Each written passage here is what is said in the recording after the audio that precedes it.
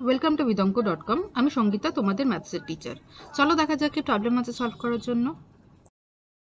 হ্যাঁ, আচ্ছা, মান নির্ণয় করতে হবে √6 প্লাস √6 প্লাস √6 টিল ইনফিনিটি। তো এটা আমরা ধরে নিলাম এক্স, ঠিক আছে, এর মান ধরে নিলাম এক্স। এবার আমরা কি করব, বোথ সাইডে স্কোয়ার করে দেবো। তাহলে বোথ সাইডে যদি স্কোয়ার করি তাহলে কি আসবে দেখো, 6 plus √6 plus √6 plus √6 till infinity. Okay, আর ডান সাইডে হচ্ছে এক্স স্কোয়ার। আচ্ছা, এবারে এই যে √6 যেগুলো আছে, তো সেটাকে তো আমরা এক্স ধরেছিলাম, তো এটা আমরা লিখতে পারি 6 plus x is equal two x square.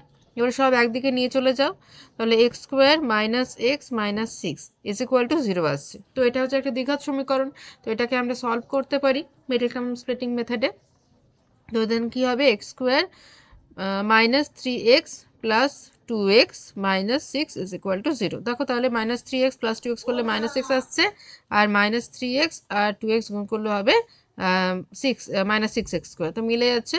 তাহলে প্রথম দুটো টার্ম থেকে আমরা x কমন নিই, তো x মাইনাস 3, আর পরের টার্ম থেকেও x মাইনাস 3 হলো ইজ ইকুয়াল টু 0।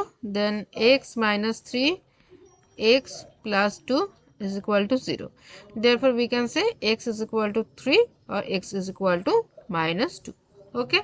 আচ্ছা, তো এখানে আমরা দুটো মান পাচ্ছি x এর, x is equal to 3 আর x is equal to -2।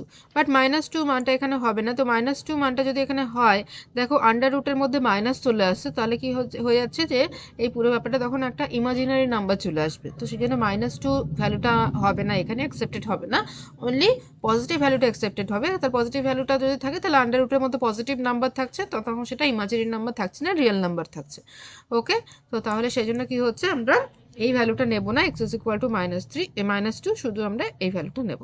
তাহলে সমাধান কি হচ্ছে, সমাধান হলো x is equal to 3। Okay, so this is the answer. Thank you for watching vidonko.com। অঙ্কের আরও প্রবলেম এবং সলিউশনের জন্য আমাদের ওয়েবসাইট অবশ্যই ব্রাউজ করো।